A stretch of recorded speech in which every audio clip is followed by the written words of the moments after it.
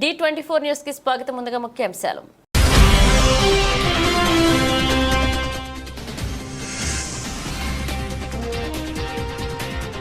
యుద్ధం అంచున గల్ఫ్, విస్తృతమవుతున్న ఇజ్రాయెల్ హమాస్ వార్.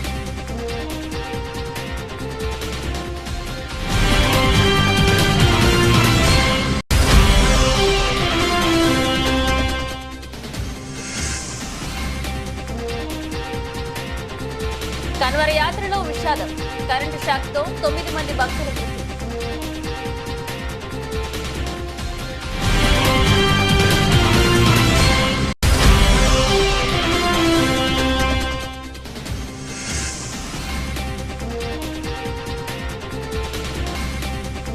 అమరావతికి మహాదశ, రాజధాని నిర్మాణంపై వేగంగా అడుగులు.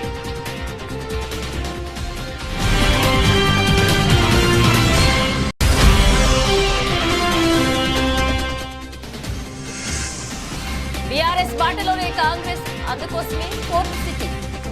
రేవంత్ ప్రభుత్వంపై బండి సంజయ్ సంచలన ఆరోపణలు.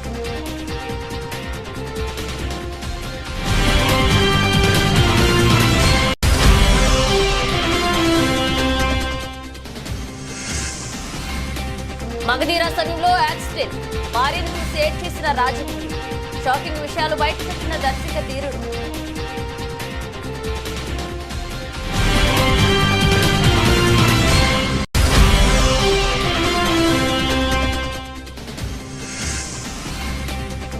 భారీ నష్టాల్లో స్టాక్ మార్కెట్ సూచీలు. సెన్సెక్స్ 1500 పాయింట్లు డౌన్.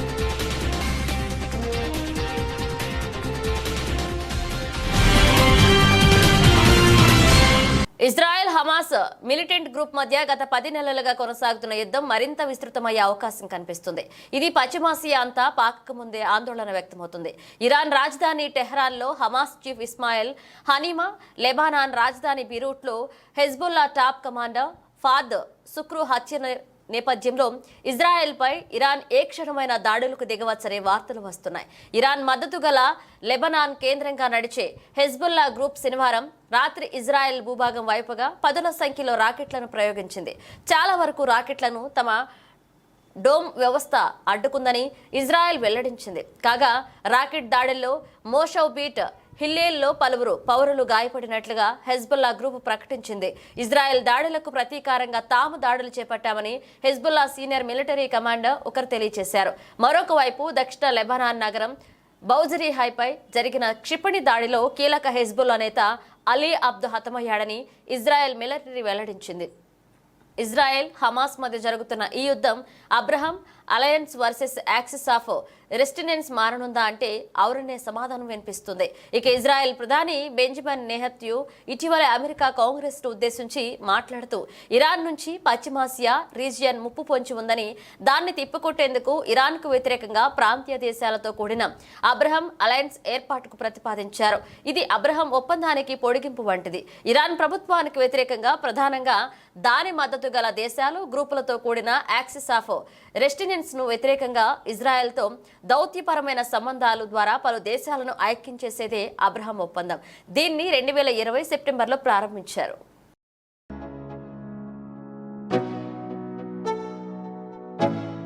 బీహార్లోని హాజీపూర్లో కావడి యాత్రలో ఘోర ప్రమాదం చోటు చేసుకుంది. ఆదివారం అర్ధరాత్రి హాజీపూర్ సమీపంలోని సుల్తాన్పూర్ వద్ద కన్వర్ యాత్రికులు ప్రయాణిస్తున్న డీజే వాహనానికి హైటెన్షన్ వైర్ తగలడంతో 9 మంది మరణించారు. మరొక 6గురు తీవ్రంగా గాయపడ్డారు. వారిలో 2 పరిస్థితి విషమంగా ఉంది. మృతుల్లో ఒక మైనర్ ఉన్నారు. కావడి యాత్రికులు పహెల్జా నుంచి గంగా జలాన్ని తీసుకుని సోనుపూర్లోని బాబా హరిహరనాథ్ ఆలయానికి వెళ్తుండగా ఈ ప్రమాదం జరిగిందని అధికారులు తెలియజేశారు. కన్వరియాలు ట్రాలీలో డీజేని తీసుకువెళ్తున్నారని, దానికి 11,000 వోల్టేజ్ విద్యుత్ తీగలు తగిలాయని స్థానిక ఎస్డిపిఓ ఓంప్రకాష్ తెలియజేశారు. దీంతో వారు విద్యుద్ఘాతకానికి గురయ్యారని చెప్పారు. సంఘటనా స్థలంలోనే 8 మంది మరణించారని, మరొకరు దవాఖానాలో చనిపోయారని వెల్లడించారు.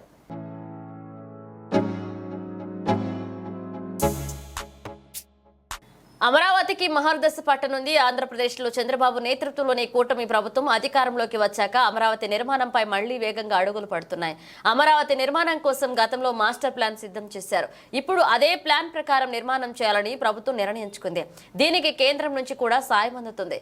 సుమారు 15,000 కోట్ల రూపాయలు అమరావతి నిర్మాణానికి కేంద్ర బడ్జెట్లో కేటాయింపులు చేయడంతో పనుల్లో వేగం పెరిగింది. ప్రస్తుతం ఉన్న నిర్మాణాలు ఏంటి? అమరావతిపై ఏపీ ప్రభుత్వం ఎలా ముందుకు వెళ్లనుంది? అమరావతి రాజధాని నిర్మాణాన్ని వేగంగా పూర్తి చేయాలనే టార్గెట్ పెట్టుకుంది సర్కార్.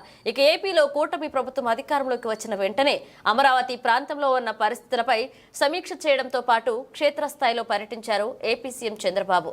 అమరావతి నిర్మాణ పనులు వేగవంతం చేయాలని అధికారులకు ఆదేశాలు జారీ చేశారు. రాజధాని నిర్మాణం కోసం ముందుగా 2.5 గడువు పెట్టుకుంది ప్రభుత్వం. ఈ 2.5 రాజధాని నిర్మాణంలో కీలకమైన శాశ్వత సచివాలయం, అసెంబ్లీ, హైకోర్టులతో పాటు ఎమ్మెల్యే, మంత్రులు, ఐఏఎస్ అధికారుల, హైకోర్టు జడ్జీల క్వార్టర్స్ పూర్తి చేయాలనుకుంటుంది. అయితే 2019 ఎన్నికలకు ముందు ఈ నిర్మాణాలన్నీ పూర్తిగా ఎక్కడికక్కడ ఆగిపోయాయి. వైసీపీ ప్రభుత్వం వచ్చాక 2019 నుంచి 2024 వరకు వీటి నిర్మాణాలు జరగలేదు.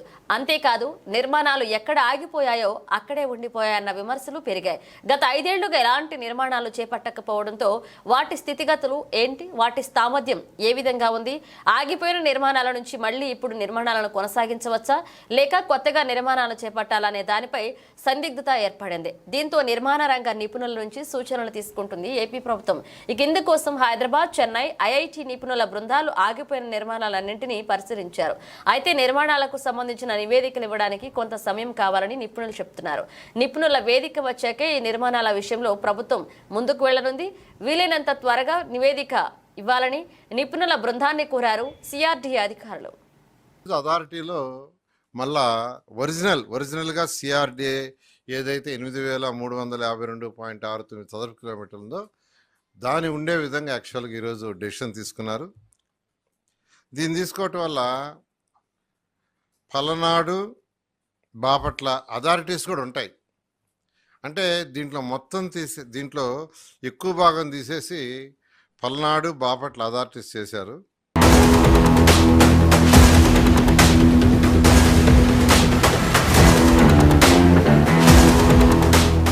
రాజధాని ప్రాంతంలోని రైతులకు సీఎం చంద్రబాబు గుడ్ న్యూస్ చెప్పారు.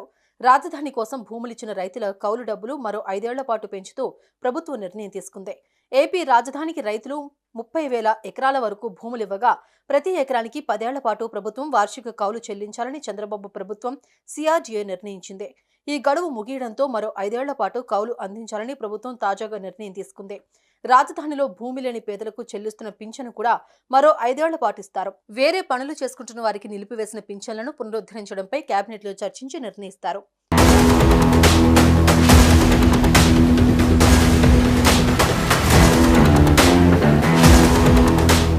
రాజధానిలోని కృష్ణా కరకట్ట రోడ్డును 4 వరుసలుగా నిర్మించాలని అథారిటీ నిర్ణయించింది.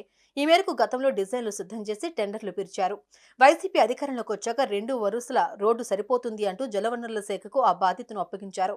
ఆ పనులు ఆగిపోయాయి. ఆ రోడ్డును గతంలో డిజైన్ చేసినట్లే టెండర్లు పిలిచి వీలైనంత త్వరగా పనులు చేపట్టాలని సీఎం ఆదేశించారు. రాజధానిలోని సీడ్ యాక్సెస్ రహదారిని మొదట చెన్నై, కోల్కతా జాతీయ రహదారితో అనుసంధానం చేయాలని అప్పట్లో అనుకున్నారు. కేంద్ర మంత్రి బండి సంజయ్ హాట్ కామెంట్స్ చేశారు. 4th సిటీ పేరిట కాంగ్రెస్ భూదందా చేస్తుందని ఆరోపించారు. 1000 ఎకరాలను సేకరించి దోచుకునే కుట్ర చేస్తుందన్నారు. ధరణి భూముల అన్యక్రాంతంపై శ్వేతపత్రం విడుదల చేయాలని బండి సంజయ్ డిమాండ్ చేశారు. ధరణిపై వేసిన కమిటీ ఏం తేల్చిందో చెప్పాలన్నారు. కేసీఆర్ కుటుంబం భూదోపిడీపై చర్యలు ఏవి అని నిలదీశారు బండి సంజయ్. మహేశ్వరం నియోజకవర్గంలోని గుర్రంగూడలో పర్యటించిన కేంద్ర మంత్రి బండి సంజయ్ ప్రభుత్వం ఏర్పాటు చేస్తామన్న 4th సిటీ అంశంపై సంచలన ఆరోపణలు చేశారు. 4th సిటీ వెనుక కాంగ్రెస్ భూదందా ఉందన్నారు. 1000 ఎకరాలు సేకరించి దోచుకునే కుట్రను కాంగ్రెస్ ప్రభుత్వం చేస్తుందన్నారు. ఎన్నికల సమయంలో అప్పటి బీఆర్ఎస్ ప్రభుత్వంపై కాంగ్రెస్ చేసిన ఆరోపణలను నిగ్గు తేల్చాలని రేవంత్ సర్కార్ని డిమాండ్ చేశారు బండి సంజయ్. ఇక దాన్ని పక్కన పెట్టి 4th సిటీ పేరుతో భూదందాకు తెరలేపారని మండిపడ్డారు. ధరణి పేరుతో దాదాపు 2 లక్షల కోట్ల స్కామ్ జరిగిందని గతంలో మీరు ఆరోపించారు. ఇక దానిపై ఎలాంటి చర్యలు తీసుకున్నారు? దేశంలోనే అతిపెద్ద స్కామ్ గా ధరణిని పేర్కొంటున్న నేపథ్యంలో ఎలాంటి అంశాలు తేల్చాలో కాంగ్రెస్ ప్రభుత్వం చెప్పాలన్నారు. చూస్తుంటే బీఆర్ఎస్ బాటలోనే కాంగ్రెస్ కూడా నడుస్తుందనిపిస్తుందన్నారు. మరో భూదందాకు కాంగ్రెస్ తెరలేపిందని బండి సంజయ్ ఆరోపించారు. రావడం జరిగింది. మా బొక్క నరసింహారెడ్డి గారు, మా శ్రీరాములు యాదవ్ గారు, చాలా రోజుల నుంచి తప్పకుండా రావాలని చెప్పి వారి యొక్క విజ్ఞప్తి మేరకు అమ్మవారిని దర్శించుకోవడానికి మా నాయకులను కార్యకర్తలను కలవడానికి ఈరోజు బోనాల కార్యక్రమం రావడం జరిగింది. ఒక మంచి వాతావరణంలో ఈరోజు బోనాల పండుగ కార్యక్రమం జరుగుతూ ఉన్నది. బోనాల కార్యక్రమం యొక్క విశేషత మనకు తెలుసు. అనేక రకాలుగా ఇవాళ ప్రజలు బోనాల పండుగ ఎందుకు నిర్వహించుకుంటారో చెప్తా ఉంటారు. ముఖ్యంగా ఈ భాగ్యనగర్ ఉమ్మడి జిల్లా ఈ పరిసర ప్రాంతాల్లో రంగారెడ్డి కానీ మేడ్చల్ ఈ ప్రాంతాల్లో కూడా గతంలో ప్లేగు వ్యాధి వచ్చినప్పుడు కానీ మూసీ నది వరదలతో ప్రజలు ఇబ్బంది పడుతున్న తరుణంలో అప్పుడు సామాన్య ప్రజలతో పాటు ఆర్మీ జవాన్లు కూడా ఆ తల్లి యొక్క శక్తిని గ్రహించి ఆ తల్లికి బోనం సమర్పిస్తే ఆ తల్లి శాంతించి కష్టాల్లో ఇబ్బందులు ఉన్నటువంటి ఈ సమాజాన్ని కాపాడుతుందని చెప్పి ఒక విశ్వాసం నమ్మకంతో ఆ తల్లికి నైవేద్యం సమర్పించాలని చెప్పి ఆలోచనతో నిర్వహించుకునే పండుగనే ఈ బోనాల పండుగ ఈ ఆషాఢ మాసంలో వస్తూ ఉంటుంది. సైంటిఫిక్ రీజన్ కూడా ఉంది. ఆ బోనం చుట్టూ పసుపుతో అలంకరించడం తల్లికి బోనం సమర్పించినటువంటి ఆ బోనం చుట్టూ వేపాకు దాని ద్వారా బ్యాక్టీరియా పోయి ఒక యాంటీబయాటిక్ లెక్క పనిచేస్తున్న ఒక విశ్వాసం నమ్మకం కూడా సైంటిఫిక్ రీజన్ కూడా దీనిలో ఉంది. దాన్ని దృష్టిలో ఉంచుకునే ఒక పండుగ వాతావరణంలో ఈ బోనాల పండుగను ఈ భాగ్యనగర్ లో ప్రారంభమైన బోనాల పొలిటికల్ ఫ్రెండ్షిప్ అంటే టక్కున గుర్తొచ్చేది వైఎస్ రాజశేఖర రెడ్డి, కేవీపీ రామచంద్రరావు. వీరిద్దరిని మించిన ఫ్రెండ్షిప్ మరొకటి లేదనే చెప్పాలి. మనుషులు వేరు కానీ మనసులు, ఆలోచనలు ఒకటే. Same to same. ఇప్పుడు తెలంగాణ పాలిటిక్స్ లో ఫ్రెండ్షిప్ అంటే టక్కున గుర్తొచ్చేది ఇద్దరు వ్యక్తులు. ఒకరు తెలంగాణ సీఎం రేవంత్ రెడ్డి, మరొకరు ఆయన ముఖ్య సలహాదారు వేం నరేందర్ రెడ్డి. వీరు కూడా అచ్చం వైఎస్ కేవీపీ లాగానే పాలు నీళ్లలా కలిసిపోయారు. ఫ్రెండ్షిప్ డే సందర్భంగా వీరి మధ్య ఉన్న స్నేహంపై ఓ లుక్ ఇద్దాం. పాలిటిక్స్ లో ఫ్రెండ్షిప్ అనేది చాలా అరుదుగా ఉంటుంది. రాజకీయాల్లో ఉండే పరిస్థితుల కారణంగా ఎప్పటికప్పుడు సమీకరణాలు మారిపోతుంటాయి. కొందరు మాత్రం పరిస్థితులు ఎలాగున్నా స్నేహానికి పెద్దపీట వేస్తారు. పొలిటికల్ ఫ్రెండ్షిప్ లో ప్రధానంగా గుర్తుకు వచ్చేది దివంగత సీఎం వైఎస్ రాజశేఖర రెడ్డి, కేవీపీ రామచంద్రరావు. వీరిద్దరి మధ్య స్నేహం రాజకీయాల్లో ఎవర్ గ్రీన్ అని చెప్పొచ్చు. ఆ తర్వాత హైదరాబాద్ బ్రదర్స్ గా పేరొందిన దివంగత కాంగ్రెస్ నేత పి జనార్దన్ రెడ్డి, ప్రస్తుత బీజేపీ నేత మర్రి శశిధర్ రెడ్డి మధ్య కూడా స్నేహానికి చిరునామాగా నిలిచారు. ప్రస్తుత తెలంగాణ రాజకీయాల్లో అచ్చం అలాంటి స్నేహపూర్వక వాతావరణం ప్రస్తుత సీఎం రేవంత్ రెడ్డి, వేం నరేందర్ రెడ్డి మధ్య కొనసాగుతుంది. సీఎం రేవంత్ రెడ్డి, వేం నరేందర్ రెడ్డిల మధ్య బంధం ఇప్పటిది కాదు. 16 ఏళ్లుగా వీరి మధ్య స్నేహ బంధం కొనసాగుతుంది. అది మరింత బలోపేతమవుతుంది. తెలుగుదేశం పార్టీలో ఉన్నప్పుడు వేం నరేందర్ రెడ్డిని ఎమ్మెల్సీని చేసేందుకు రేవంత్ రెడ్డి గట్టి ప్రయత్నాలు చేశారు. ఆ సందర్భంలోనే ఓటుకు నోటు కేసులో రేవంత్ రెడ్డి ఇరుక్కోవాల్సి వచ్చింది. ఈ కేసులో రేవంత్ రెడ్డి ఎన్ని ఇబ్బందులు పడినా గానీ వేం నరేందర్ రెడ్డితో స్నేహం మాత్రం కంటిన్యూ చేశారు. వేం నరేందర్ రెడ్డి కూడా రాజకీయంగా ప్రతి విషయంలో రేవంత్ రెడ్డికి అండగా నిలుస్తున్నారు.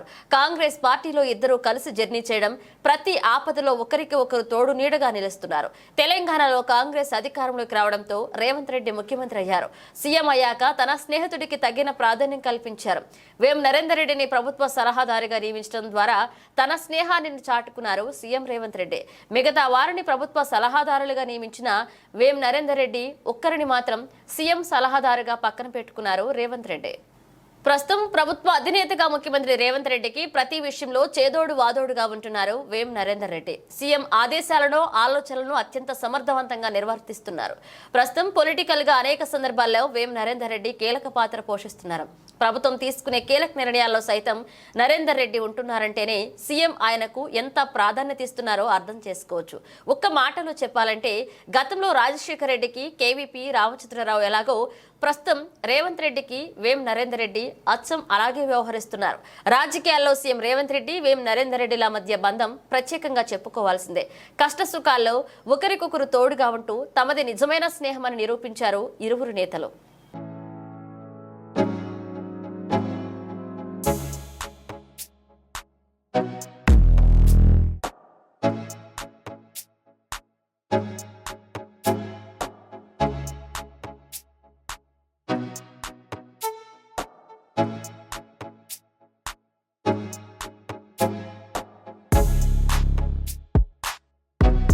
నిర్మల్ జిల్లా విద్యార్థులకు మంచి చదువులు చెప్పి వారిని ప్రయోజకులుగా తీర్చిదిద్దాల్సిన ఉపాధ్యాయులు వారి చేత వెట్టి చాకిరి పనులు చేస్తున్న సంఘటన బాయంస మండలం వట్టోలి గ్రామ ప్రభుత్వ పాఠశాలలో సోమవారం చోటు చేసుకుంది. బలపం అందించి అక్షరాలు దిద్దే చేతులకు చీపురిచ్చి చెత్తను ఊడిపిస్తున్నారు.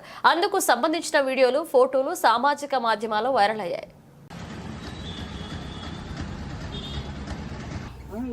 చిన్న పిల్ల నొక్కిపిస్తున్నారు. ముంగుడుకో అట్లా పట్టద్దు.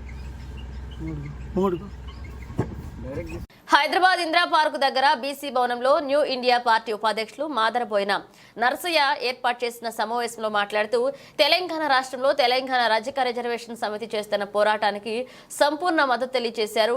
ఎస్సీ జాబితాలో చేర్చాలని గత 7 సంవత్సరాలుగా ఎన్నో పోరాటం చేస్తూ రాష్ట్ర రజక కులస్తులకు అవగాహన కల్పిస్తున్న గోపి రజక బృందానికి మా సంపూర్ణ మద్దతు ఉంటుందని రజక కులస్తులను గతంలో అసెంబ్లీ సాక్షిగా చెప్పిన ముఖ్యమంత్రి వర్యులు రేవంత్ రెడ్డి తన మాటలను నిలబెట్టుకోవాలని సందర్భంగా గుర్తు చేశారు. ఎస్సీ ఉద్యమానికి ఎప్పుడూ పిలుపునిచ్చినా అందుకే మేము అండగా ఉంటామని వారన్నారు. National political justice front convener Madaraboina Narasaiah Telangana రాష్ట్రంలో రజక కుల వృత్తిని ఆసరా చేసుకొని గ్రామాలు మొదలు పట్టణాల వరకు ఈ చాకలి వృత్తిని ఆధారం చేసుకుని జీవిస్తున్నటువంటి రజకులు ఎన్నో రకాలుగా వివక్షకు గురవుతున్నారు. ఎందుకంటే మనం ఈరోజు ఈ తెల్లటి వస్త్రాలను ధరిస్తున్నామంటే వారి యొక్క శ్రమ ఇక్కడ మనం గుర్తించాల్సినటువంటి అవసరం ఉంది. ఇప్పటికీ గ్రామాలలో రజకుల్ని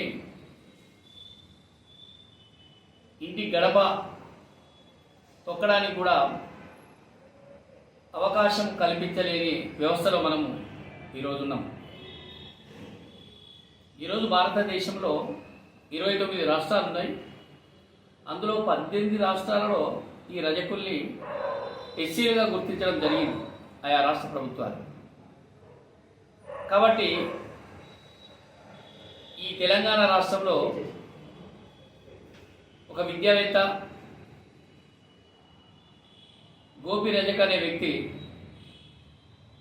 ఈ రజకుల్ని ఎస్సీ కాంగ్రెస్ ప్రభుత్వం పేదలకు ఎల్లప్పుడూ అండగా ఉంటుందని, ముంపు బాధితులకు శాశ్వత పరిష్కారం చేసి చూపిస్తారని ఎమ్మెల్యే స్థానికులకు హామీ ఇచ్చారు. భద్రాద్రి కొత్తగూడెం జిల్లా బూర్గంపాడు మండలంలో స్థానిక ఎమ్మెల్యే పాయం వెంకటేశ్వర్లు క్షేత్రస్థాయిలో పర్యటించారు. తహసీల్దార్ ఆధ్వర్యంలో ఏర్పాటు చేసిన సమావేశంలో పాల్గొని లబ్ధారులకు అందజేశారు. 1,77,00,000 చెక్కులను. ఈ సందర్భంగా ఆయన మాట్లాడుతూ రాబోయే రోజుల్లో కాంగ్రెస్ ప్రభుత్వం అన్ని రకాలుగా అన్నదండలుగా ఉంటుందని, త్వరలోనే నిర్మాణానికి సహకారం అందజేయనున్నట్లుగా, పేదలందరికీ అర్హులైన వారికి రేషన్ కార్డులు చేరున్నట్లుగా పాయం వెంకటేశ్వర్లు పేర్కొన్నారు. బూర్గంపాడు మండలంలోని గోదావరి ముంపు ప్రాంతాల ప్రజలకు శాశ్వత పరిష్కారంగా కలకత్తా నిర్మాణం జరుగుతాయని, లోతట్టు ప్రాంతాల వాసులకు మెట్ట ప్రాంతాల్లో ఇళ్ల స్థలాలు ఇవ్వనున్నట్లుగా, వారందరికీ త్వరలోనే తరలించనున్నట్లుగా ఆయన హామీ ఇచ్చారు. ఆరోగ్యశ్రీ కూడా ప్రత్యేక రేషన్ కార్డు ఇచ్చే కార్యక్రమానికి మన గవర్నమెంట్ చర్యలు చేపట్టింది.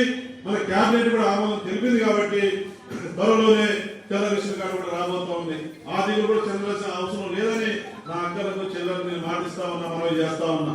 ఈ రకంగా 6 గ్యారంటీ పథకాల్లో ఏవైతే మన గవర్నమెంట్ ఎన్నికల ముందు మన పార్టీ కాంగ్రెస్ పార్టీ పిసిసి అధ్యక్షులు మరి ఉన్నటువంటి రేవంత్ రెడ్డి గారు, ఇప్పుడు ముఖ్యమంత్రి గారు, డిప్యూటీ సీఎం బట్టి విక్రమార్క గారు ఇద్దరు సంతకాలతో గ్యారంటీ పథకం ఇచ్చిన కార్డు మీ అందరి ఇళ్లలో ఉంటాయి. మీ మనిషిన నాతో పాటు కూర్చున్నటువంటి నాయకులు, కార్యకర్తలు మీరంతా కూడా ఊళ్ళో చెప్పాం. ఖచ్చితంగా 100% ఈ ప్రభుత్వం, ఈ రాష్ట్ర గవర్నమెంట్, ముఖ్యమంత్రి గారు క్యాబినెట్ చిత్తశుద్ధితో ఉంది, నిబద్ధతతో ఉంది.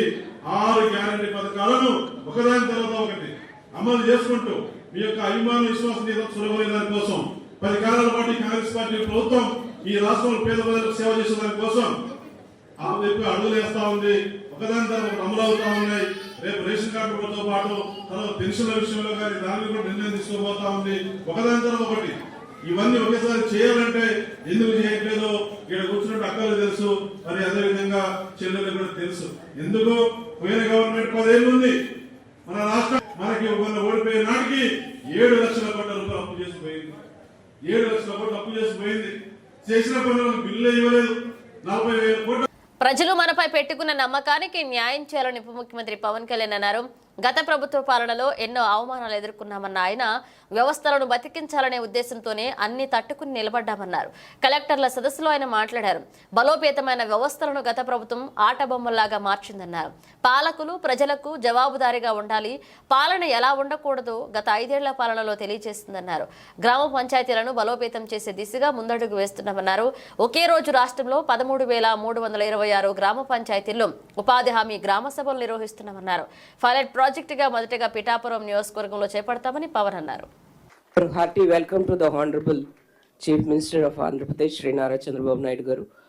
I request Principal Secretary, Special CS Mr. Shishodia sir to hand over the bouquet to the Honorable Deputy CM Shri Pawan Kalyan Garu. And I request Mr. Shrikesh, Commissioner Survey and Settlement, to hand over the bouquet to the Honorable Revenue Minister Shri Anagani Satyaprasad Garu. A very good morning to all the dignitaries here. With the permission of the Chair of the Honorable Chief Minister of Andhra Pradesh, sir, may I start the today's proceedings, please? Thank you, sir. Macherla పట్టణంలోని నెహ్రూ నగర్ నందు ఆదివారం సాయంత్రం town CI Brahmaiah ఆయన బృందంతో కలిసి ఆకస్మికంగా తనిఖీలు చేపట్టగా number plate లేని సుమారు 15 ద్విచక్ర వాహనాలను పోలీస్ స్టేషన్కు తరలించారు. ఆర్సీ చూపించి వాహనాన్ని తీసుకువెళ్లమని తెలియజేశారు.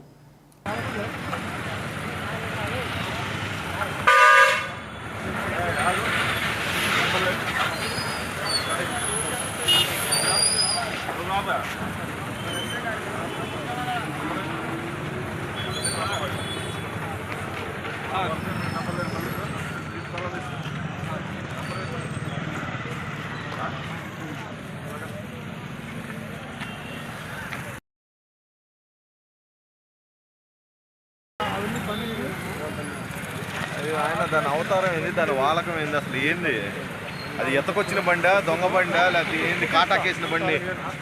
మన తెలుగు సినిమాని ప్రపంచ స్థాయికి తీసుకెళ్లిన డైరెక్టర్ రాజమౌళి. మొదటి సినిమా నుంచి ఇప్పటి వరకు అన్ని సూపర్ హిట్ సినిమాలు చేసిన సంగతి తెలిసిందే. ప్రతి సినిమాని భారీగా తెరకెక్కించారు. త్రిపుర సినిమాతో ప్రపంచ వ్యాప్తంగా గుర్తింపు రావడంతో తాజాగా నెట్ఫ్లిక్స్ రాజమౌళిపై మోడ్రన్ మాస్టర్స్ అనే పేరుతో డాక్యుమెంటరీ తెరకెక్కించింది. మోడ్రన్ మాస్టర్స్ డాక్యుమెంటరీలో రాజమౌళి సన్నిహితులు పలువురు బోలెడు ఆసక్తికర విషయాలు తెలిపారు. ఈ క్రమంలో రాజమౌళి ఓ ఎమోషనల్ సంఘటనని షేర్ చేసుకున్నాడు. రాజమౌళి మాట్లాడుతూ, మగధీర షూటింగ్ సమయంలో మాకు యాక్సిడెంట్ అయ్యింది. మేము ఒక రిమోట్ ప్లేస్ లో డ్రైవ్ చేస్తూ వస్తుంటే ఒక పెద్ద యాక్సిడెంట్ అయింది. అందరికీ గాయాలయ్యాయి. రమాకి నడుమ కింద స్పర్శ కూడా పోయింది. ఆల్మోస్ట్ పక్షవాతం వచ్చిందనుకున్నాం. దగ్గరలో హాస్పిటల్ కూడా లేదు. తెలిసిన డాక్టర్స్ అందరికీ ఫోన్ చేస్తూ నా భార్యను చూస్తూ ఏడ్చేశానని తెలిపారు. ఇక ఆ తర్వాత హాస్పిటల్లో చేరి రికవరీ అయినట్లుగా తెలిపారు రాజమౌళి.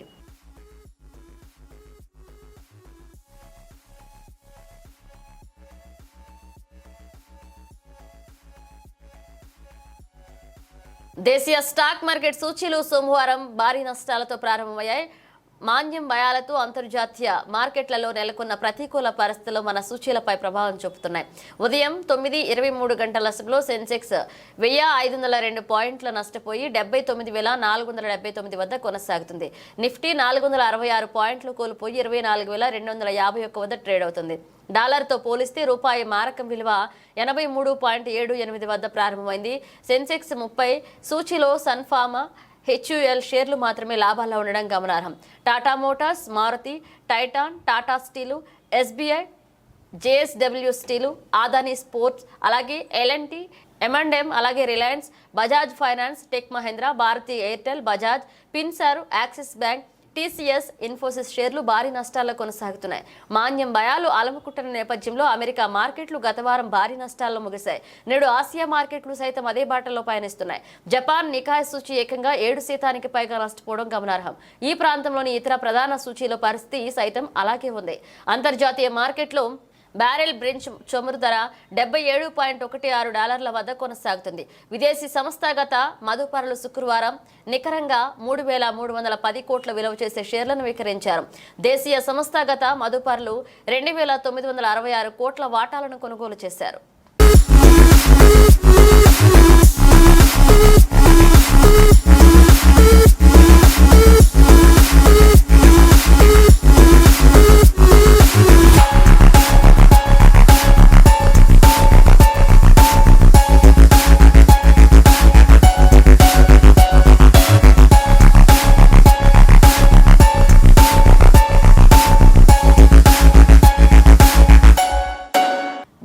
ముగించే ముందు హెడ్లైన్స్ మరోసారి.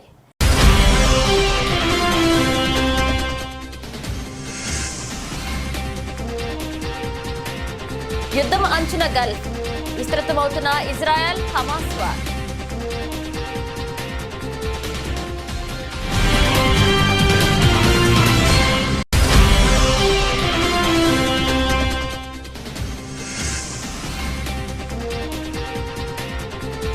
కన్వర యాత్రలో విషాదం, కరెంటు షాక్తో 9 మంది భక్తుల మృతి.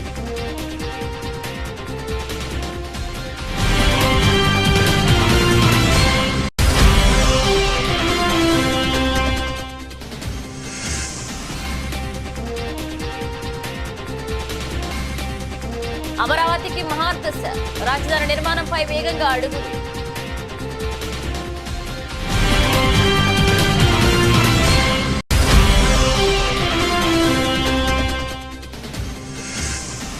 బీఆర్ఎస్ బాటలోనే కాంగ్రెస్, అందుకోసమే ఫోర్త్ సిటీ. రేవంత్ ప్రభుత్వంపై బండి సంజయ్ సంచలన ఆరోపణలు.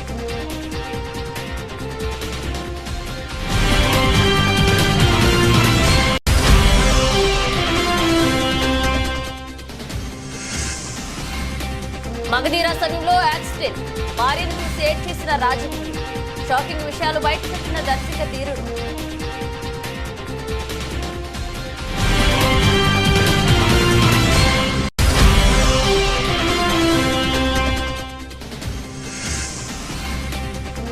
భారీ నష్టాల్లో స్టాక్ మార్కెట్ సూచీలు. సెన్సెక్స్ 1500 పాయింట్లు డౌన్.